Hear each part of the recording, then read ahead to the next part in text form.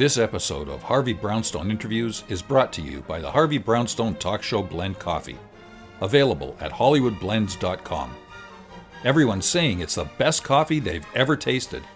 Why not give it a try and see for yourself? Hello, everyone. I'm Harvey Brownstone, and today's guest is a highly popular actress and comedienne who is perhaps best known for her portrayal of the tough, wisecracking, no-nonsense bailiff Roz Russell on the classic sitcom Night Court. She also played Dr. Maxine Douglas in Empty Nest and Toni Wilson in 911, and she's made guest appearances on dozens of other TV shows, including The Richard Pryor Show, Riptide, Family Ties, Cheers, Touched by an Angel, and many more. And yes, she was the voice of the mail carrier in the Addams Family. And in the early 90s, she even hosted a wonderful talk show of her own, the Marsha Warfield Show. She's also appeared in many great movies, including Doomsday Rock, Caddyshack 2, Anything for Love, Mask, They Call Me Bruce, the Marva Collins Story, Miracles Across 125th Street, A Holiday I Do, and many more. But in my opinion, one of the very best ways to experience the brilliant talent of our guest is when she's being her hilarious and insightful self on stage doing stand-up comedy. And she's been doing that a long time. She won the San Francisco International Comedy Competition in 1979. She's made dozens of appearances on late-night talk shows and comedy specials, including Comic Relief, An Evening at the Improv, The Comedy Store, Funny Women of a Certain Age, and most recently, the Netflix documentary Outstanding, A Comedy Revolution. And who can ever forget her classic comedy album, This Is Not Gross, This Is Important, in which she provides a no-holds-barred exploration of the subject on everyone's mind, sex. She's got a fabulous web show on YouTube called Midnight in the Marshverse, in which she shares her trademark wit and wisdom with celebrity guests in thought-provoking and insightful conversations. She's currently on tour performing to sold-out audiences, and she's funnier than ever, tackling a wide variety of issues, including everything from politics, the realities of being a Black gay woman, and her love affair with pizza. I am delighted to welcome the incomparable Marsha Warfield to our show. Marsha, thank you so much for being here. Well, thank you so much for that introduction. I almost don't recognize myself. That's like, I'm impressed. Well, you should be impressed. You are an icon. I want to start by taking you back to the late 70s when you were working with Richard Pryor on his TV show. What was he like to work with? Well, for me, Richard was like a comedy god. He was the god. He was, a lot of people assume that when you work together, you become friends and all that kind of stuff. But he was Mr. Pryor to me. I was 23 and he was at the top of his game. So I was lucky to be there and pretty much awestruck. I was just, like I said, lucky to be there. I was, whatever they wanted me to do, I was willing to do because I could learn from him. But he was always nice to me, and I had met him first doing stand-up at the Comedy Store when he was working out his material for his album that was in progress at that time. I don't remember which one it was, and I probably shouldn't say the name of it on the air, but he was working out his material. I met him there and got to talk to him then, and that was when we, probably had a conversation. Besides Richard Pryor, who were some of the other role models in the world of comedy for you? Oh, my first comedy crush was without doubt Flip Wilson. I loved Flip's comedy before he developed the Geraldine character. She was just a voice that he used for all female characters. And then when he did his special, The Devil Made Me Buy This Dress. He did The Devil Made Me Buy This Dress, and he named her Geraldine. And she was the only Black woman on TV who had a sense of self and took no prisoners. She was, I am who I am, and you will respect that. And this was a even in 1969, 70, 71, was a really fairly revolutionary kind of character on television. And I just fell in love with him. You know, it's so interesting to me that you mentioned Flip Wilson, because I remember as a young gay teenager watching the show thinking, well, we know he's not gay. We know he's not part of our community, but he's making it okay to do drag, just like Milton Berle did. But I never considered him someone that advanced the cause of our community. Did you? Well, I don't think anybody advanced the cause of our community in 1969 on network television. I mean, there were people, of course, working very hard in other areas, in politics and the like. But on TV, being gay was always a joke. And so, which made my recent appearance on Night Court so special, because they allowed Roz to be gay and to get married. And that was not the joke of the show. You know, it wasn't like, oh, Roz is gay and now everybody's hair is on fire. It was like, our friend and coworker needs a place for her wedding and we got to help her, which I thought was really, really an honor. It was an honor to me from the writers, that they saw me that way, that they wanted to write the character that way and promote my sexuality as just a part of who I am. And so to have Dan Fielding walk Roz down the aisle, I thought was just icing on the cake. It was probably one of the best writing gifts I've ever had. It was really a special moment because they didn't make a big deal out of it. I thought that was very smart that they didn't. You know, when you were talking about the 60s and 70s, I guess there was Liberace, but he wasn't out. So no, we didn't really get to have him as a role model either. You're so right. Now, of course, as I mentioned in my introduction, you'll always be remembered as Roz Russell on Night Court. I don't know how much you know about me, but I am a retired criminal and family court judge. Did you know that? No, but I do now. Yeah. I spent 26 years. I can imagine why you retired. Well, I spent 26 years in a courtroom. And then when I turned 65, I retired and followed my dream of hosting this show. And I have to tell you, just so you know, from a real judge, we never had as much fun in our courtroom as you did. Never. Well, Roz wasn't really part of the fun. One of the things about playing Roz is she was just the observer. You know, I came in after the show had been set. It was already a top 5 show when I joined the cast. And so I had to figure out what my role was. And so it was always about me trying to just do my job. You know, I always saw Roz as, look, you guys are invested in this whole thing, whatever it is. I'm not. I punch a clock. I come in, I do my job, I go home. And she commented on the madness. She wasn't part of it. And I always say that my job on Night Court was to walk into a scene where everybody's hair was on fire and they were having some sort of crisis. And Roz would come in and say, you know, that's not going to work. And they'd say, oh, and they'd do their thing and Roz would leave. And then at the end of the show, I'd come back and say, I told you it wasn't going to work. And that was pretty much my job for 6 years.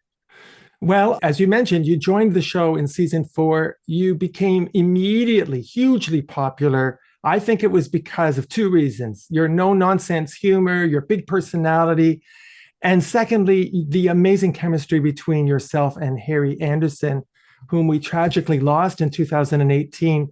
Can you share some special memories of your time with Harry? Oh, Harry was a sweetheart.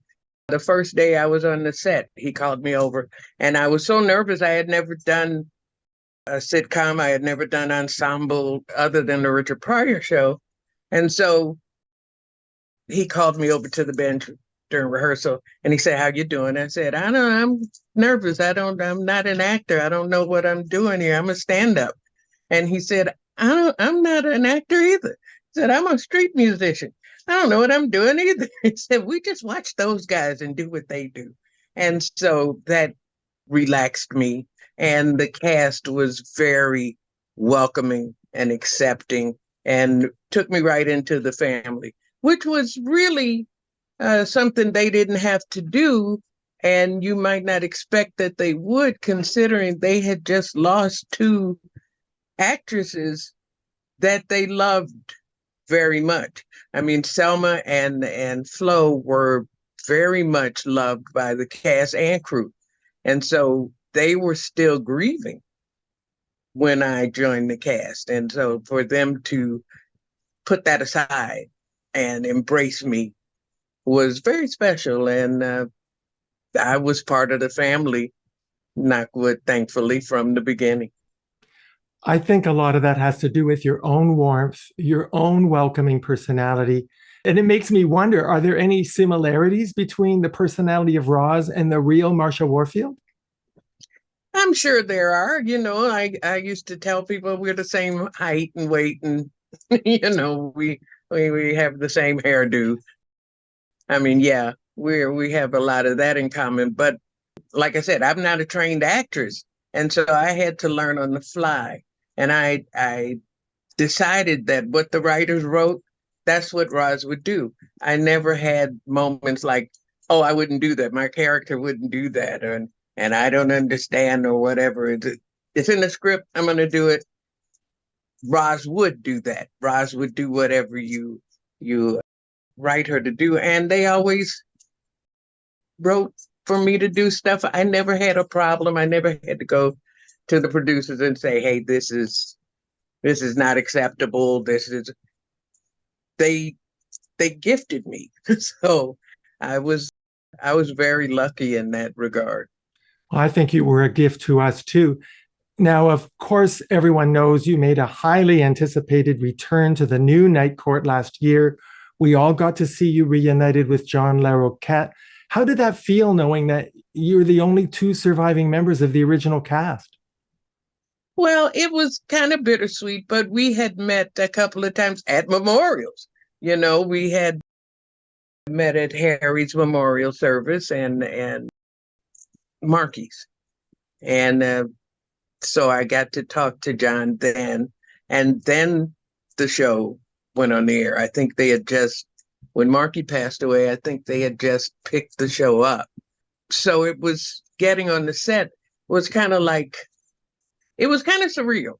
It's like if you went back to your prom in your 70s and, and the same people are there, but they're all in their 70s. And it was weird in that sense, but it was very familiar because that cast has the same familial warmth that the original Night Court. Night Court's secret, hidden in plain sight, has always been its heart.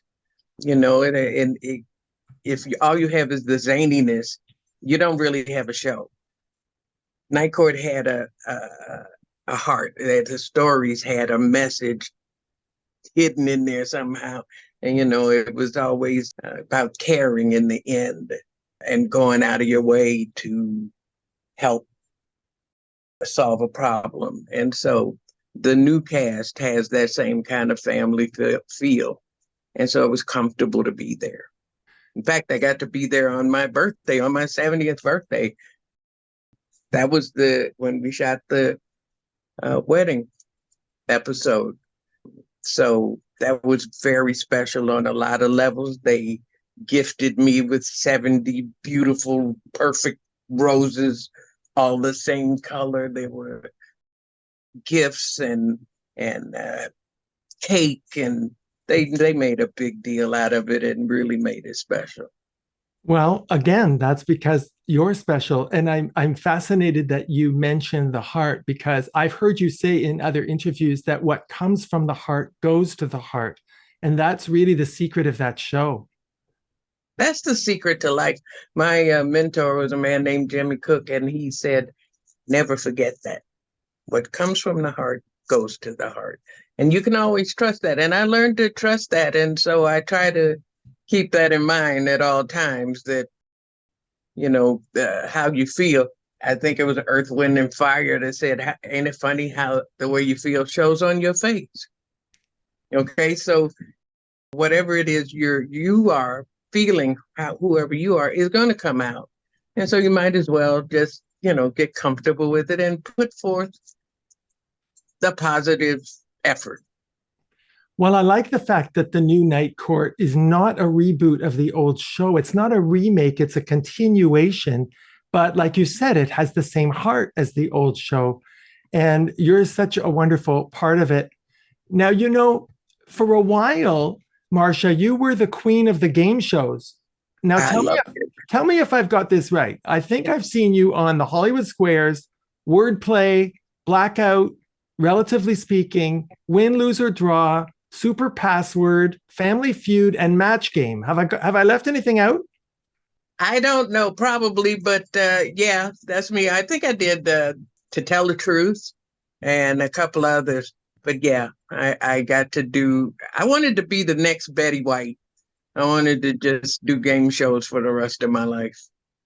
And I wish you a long life, just like Betty White. I want to be here to celebrate your 101st birthday.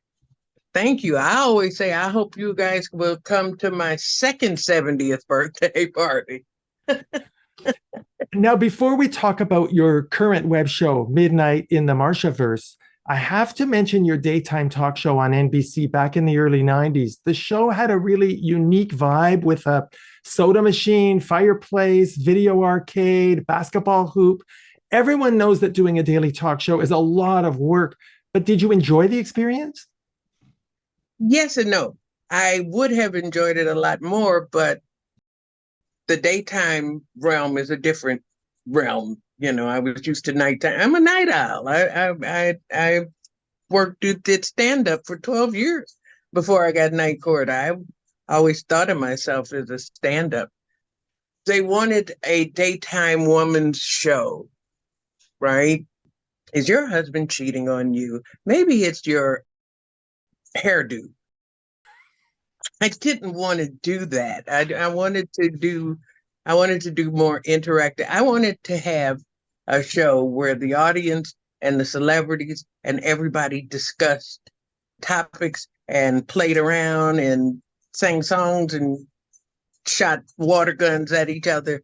And they thought that was silly. And so we fought a lot.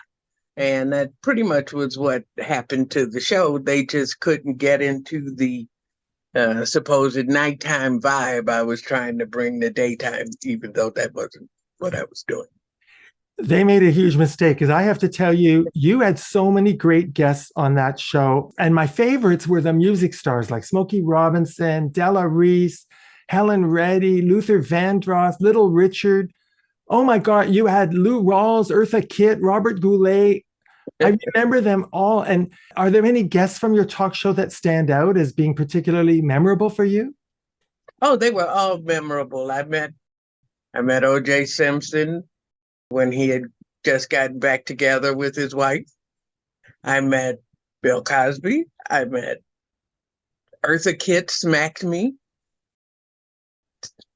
I don't know what I said, but she said, "You're so bad." And I'm like, that hurt. Did you do it on the air?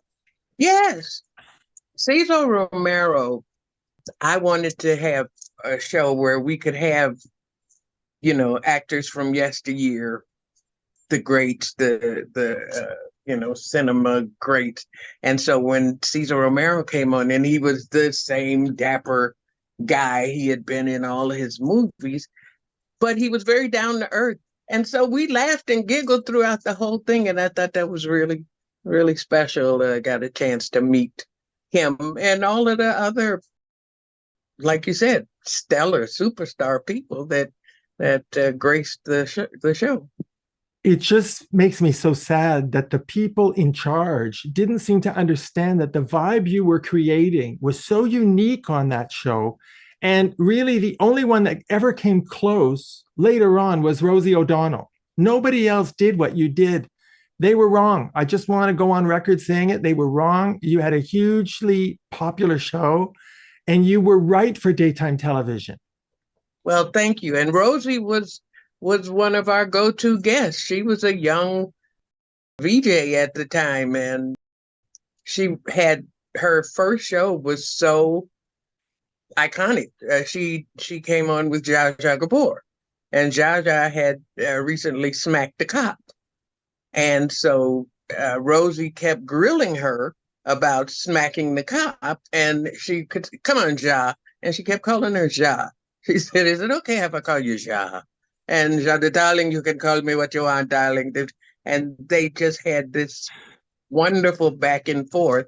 And so anytime we needed a guest, Rosie was our go-to guest. And I'm happy to see where her career has taken her these many years. Would you ever consider going back to hosting a talk show? Sure, in a heartbeat. I would love to.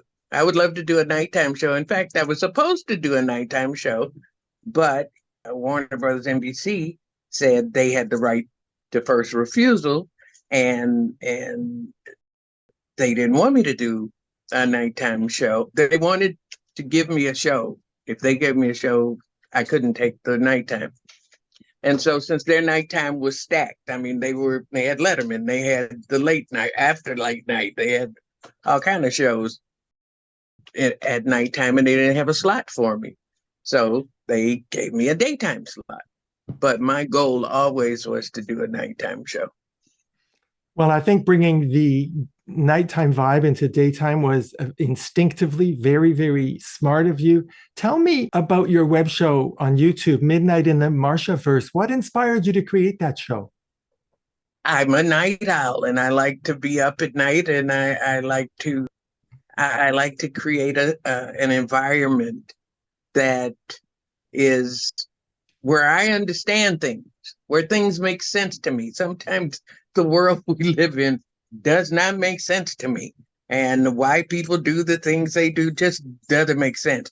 So in the Marshverse, we can talk about things from my point of view, and I can have guests, and we can carouse and drink and cuss and hang out at night, which is what comedians do after shows and stuff. We're up until 3-4 o'clock in the morning in delis and all night restaurants, having coffee and talking about life, talking comedy. So I wanted to do that on my own terms, in my own house. And so that's what I do. I love it. And it feels like I'm a guest in your home when I watch that. There's a real intimacy to it. And you make everyone feel like you're their friend. And it's one of the reasons I wanted to have you on the show. Now, Marsha, you took a long hiatus in your career to deal with family matters and to take care of you. And then, thank God, you came back to television in 2021 playing Toni Wilson in 911. And you also resumed your stand-up comedy career. My question is this: did you make any changes in the way you approached your career when you came back into the spotlight? No, total. I was a totally different person. When I stopped doing stand-up, I was probably 40 years old. And when I came back, I was in my 60s. So it was a whole different person. And it was a whole different world. I mean, there was no internet. There was barely VCRs and stuff when I was working and doing night court and stuff.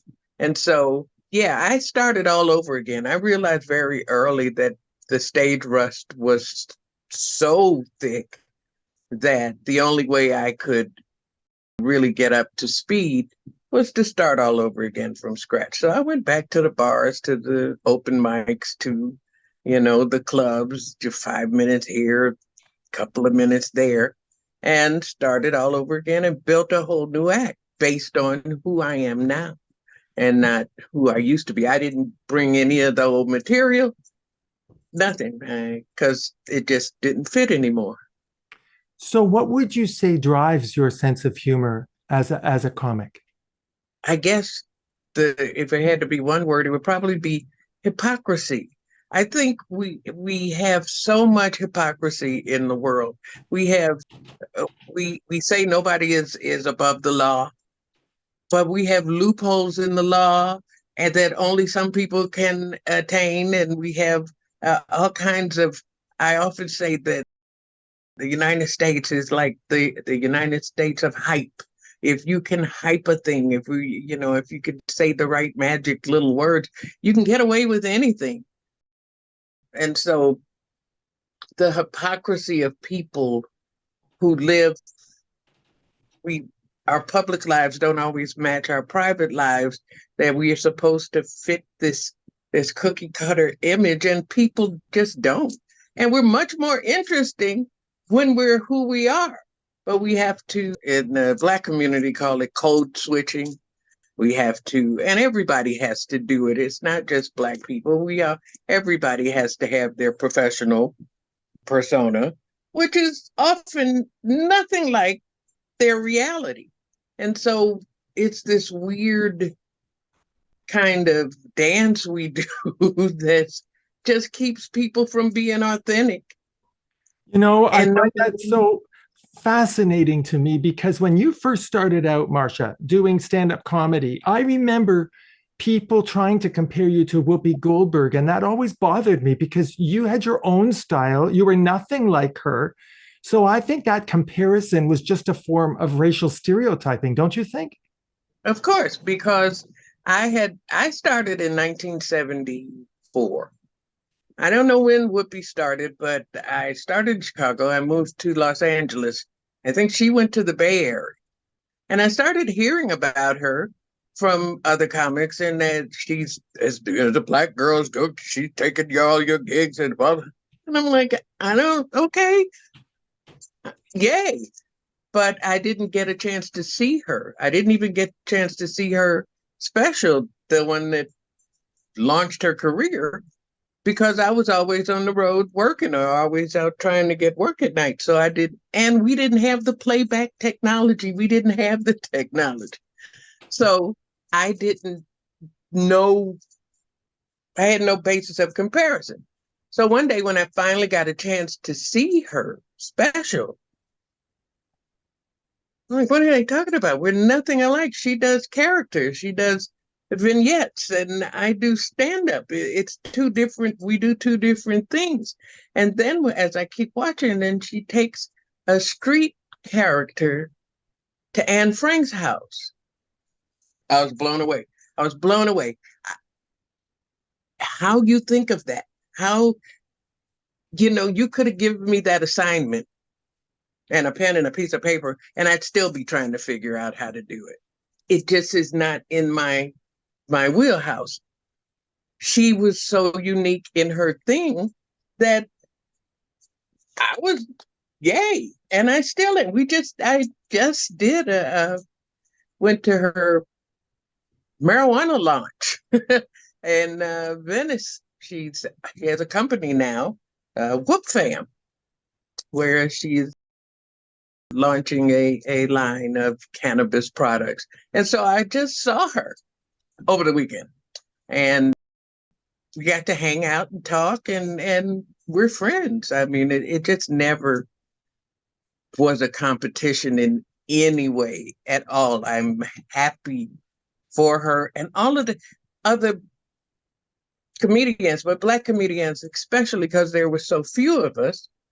And when I came back trying to figure out the landscape, they really had my back. They gave me Kim Whitley, Adele Givens, Sherry Shepard, Wanda Sykes, so many others. They all embraced me and gave me work and pointed me in the right directions. And so there is no competition. I can't do them. They can't do me. It's not room enough for us in the world.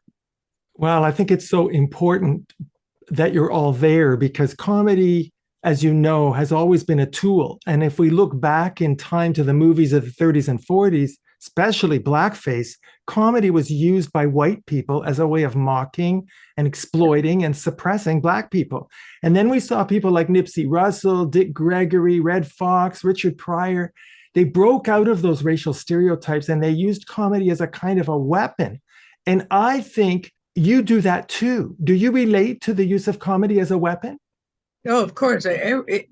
Yeah. I mean, we're talking the long tradition of the jester making the king laugh, or getting unalived, as they say on TikTok. I mean, it's speaking truth to power, so to speak, is what we do. And I have a problem with the comedians nowadays, one, who expect laughs gratuitously from the audience. They expect that everything they say is going to get a laugh. No, you have to earn it. The audience owes you nothing. And so you can't blame them because they didn't laugh. You did something wrong. I mean, it's not their job to accommodate you. It's your job. They did their job when they showed up. You've often said that you're not politically correct. Do you even have a definition for what is politically correct anymore? No, PC is, they started saying that, people started saying that to kind of diffuse the power of what was being said about them. So they want you to be politically correct because you're telling too much truth. I think there's no such thing. And my heroes have always been the comedians who punch up. I don't like the comedians who punch down. I don't like to see people mean-spirited. You can be very mean doing stand-up. And there's just no call for it. You know, it's I've seen comedians disarm audiences physically, literally, take guns out of people's hands because they don't want to take their gun on stage with the comedian.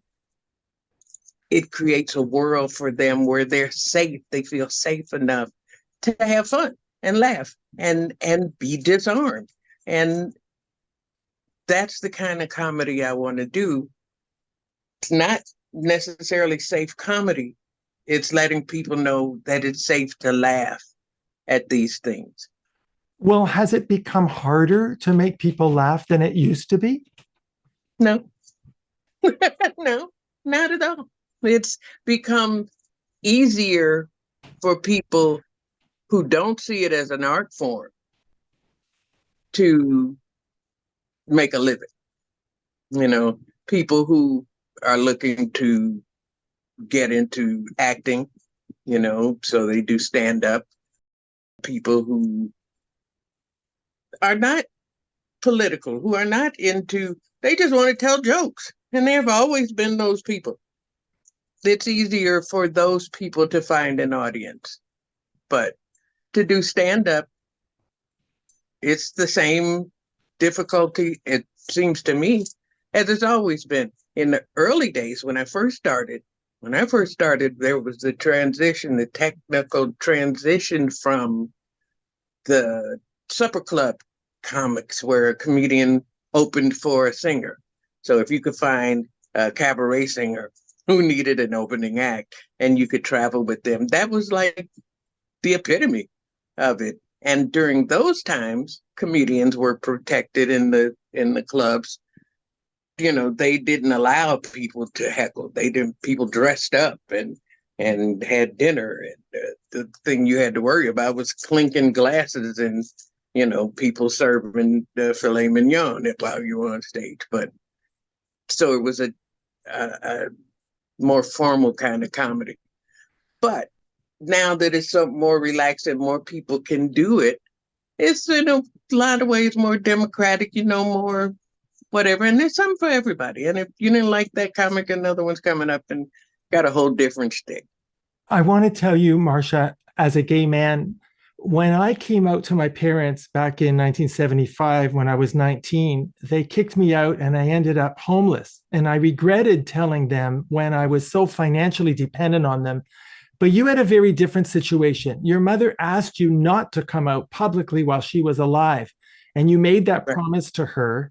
How difficult was that for you to wait until 2017 to come out publicly?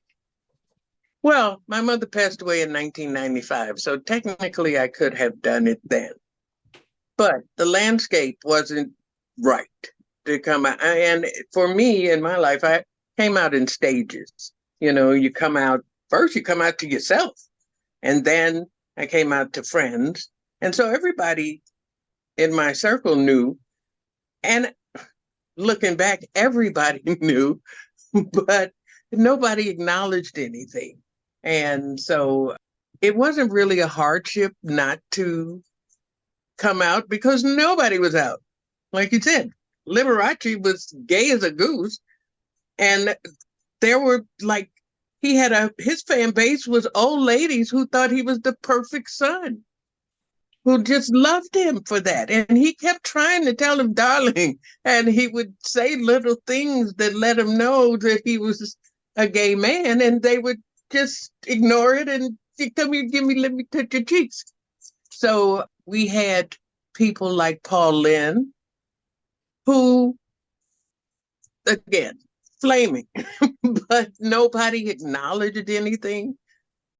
So it was not hard to be closeted because the world was a closet. And you know, we've all heard about the closet with the glass door. And we all have seen celebrities on red carpets with their brother or with, you know, their publicist or somebody. And I don't think we need to talk about my personal life kind of answers. And that was pretty standard. So it wasn't hard for me. It was hard for me to come out. It was hard for me to come out I had spent so much time being suppressed and not coming out that I was terrified. So I did it on Facebook and the world didn't end. What were you afraid of, do you think? Judgment, that's kind of judgment that from my whole life. And looking back, you know, you look back and you realize that everybody knew. And I talk about it in my act. I say, they told me I was different, which means they knew, but they didn't tell me. And so that's how I had lived my whole life. And I think there are a lot of people now in their 50s, 60s, 70s who are in that same position. They've always known who they are. They've always felt what they feel, but we were groomed. We were groomed to be straight. We were groomed from birth to you know, play with dolls and all that kind of stuff. I hated dolls. I thought they were the stupidest thing. I mean, it was instinctive. Why are you giving me this dead baby to play with? This baby is not living. It's a little dead thing. And you're telling me that I'm going to be, first of all, and it's pink. What the hell? It never registered. And so there are a lot of people who've lived their whole lives repressing their urges, who they are, or be it sneaking around and not being able, they can't tell their kids, they can't tell their whatever. And if I can do anything and say, you know, look, I did it. I lived that life. I did it. I'm thriving. You can do it too. Don't be scared. Come on. I mean, it's okay. It's okay now. Well, one of the important things you did, you appeared in an excellent documentary film and TV special entitled Outstanding, an LGBTQ plus celebration, which was historic because it featured the largest known gathering of LGBTQ comics in history. You shared the stage with everyone from Sandra Bernhard, Billy Porter, Rosie O'Donnell, Wanda Sykes, Margaret Cho, Stephen Fry, Judy Gold. Was that a special career highlight for you, Marsha? Oh, it was a career highlight for all of us. I mean, we were at the Greek Theater, and there's all of this audience. And when we all came out on stage together, Wanda was one of the producers. Wanda Sykes was one of the producers. And she looked out, and we're all lined up. and she looked out and saw this massive audience cheering for us. And she got overwhelmed. And I reached over and said, "You enjoy this. You did this. You should be so proud. And I am so grateful." And go ahead and cry. And we had to cry because it was a huge, huge night and a huge event. It was a beautiful event. I hope that everyone who has Netflix goes to see it. Outstanding. An LGBTQ plus celebration. Marsha, do you feel pressure to be a role model, not only for the Black community, but for the LGBTQ community? I don't feel pressure. I feel obligated. I mean, I feel it's something that I hope I can do. I hope I can be a positive representative. I hope that people can look at my marriage at 69 and say, "Hey, you can find love. Old people can have sex. Old people can have cocktails and dance and go party and keep living." I think one of the things that just happened recently that made me so upset is the ageism, and this is political, that has attacked Joe Biden's political campaign, that he's just too old. I'm as a 70-year-old woman, that terrifies me and it makes me angry. How can you be too old? Where's the love of the wisdom that this person has? It's not that we're smarter or anything like that. We've just seen more. So maybe ask me a question and not just shut up, old lady. The world belongs to the young people. I think we miss a really big opportunity to kind of work together and advance society when you make old people disposable and no longer relevant. That really bothered me. Do you consider yourself an activist? I consider myself a radical. But in the best possible way, I think. Yeah, I wanted to be a radical. I wanted to be a Black Panther, but my mother said no. So I couldn't go out and be a Black Panther. Yeah, but you're a radical. And for a few years, you were writing a blog called The Caramel Chronicles, but you stopped in 2021. How come? Oh, it just got to be, there were so many things going on, There are so many different things that writing a blog took a little more time than I had. And I like talking better than writing. So, and that's why instead of writing a book, everybody goes, "You should write a book." I'm like, no, I'm going to do my book on stage. And that's where my one-woman show became the Book of Marsha. And I tell my story in stand-up. Well, you also have your YouTube podcast, the Marshverse. That's very much your life story, I think. It's a way for us to get to know really who you are. It's all together. Those same topics that we talk about in the Marshverse, the planets in the Marshverse are the same on stage, wherever I am, wherever I go. The Marshverse goes with me. And then I comediosify, and I'm a sheologian, and I talk to white people because I don't think Black people talk to white people enough.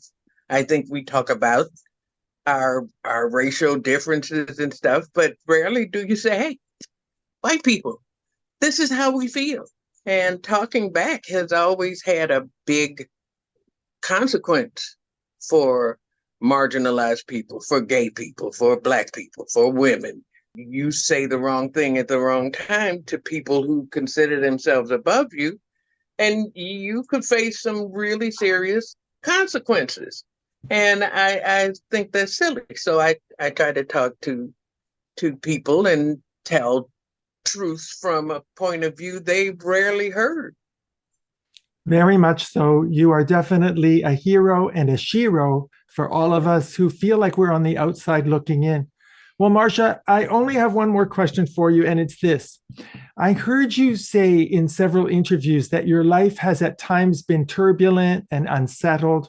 So my question is, are you happy with where you are in your life now?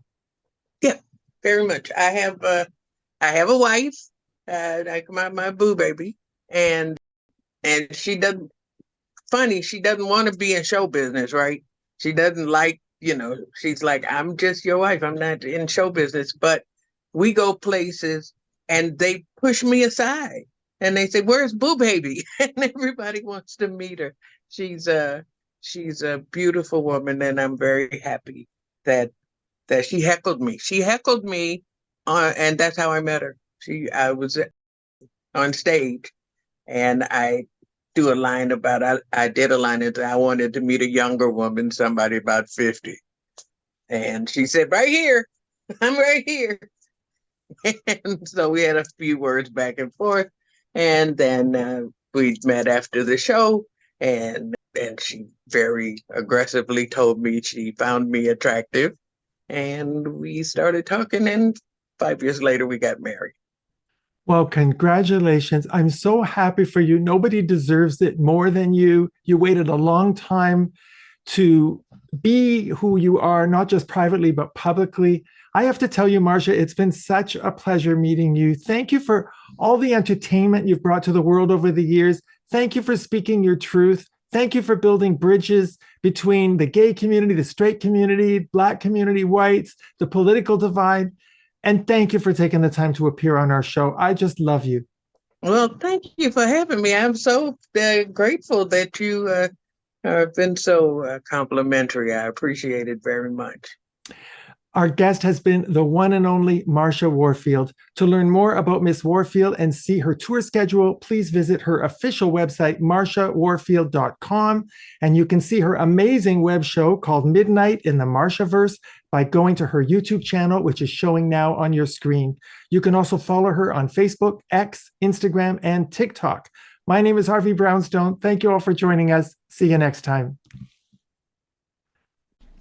Thank you to my producer, Steve Silver, my managers, Rick Marcelli and Robin Bragg Marcelli at the Marcelli Company in Hollywood, my director of programming, Robert Monaghan, my PR directors, Eileen Shapiro and Jimmy Starr, and my entire team at the XPTV1 network in the UK. Thanks for watching. Be sure to check out all the great interviews on the Harvey Brownstone Interviews YouTube channel. Don't forget to subscribe and ring the bell to be notified when new videos are posted.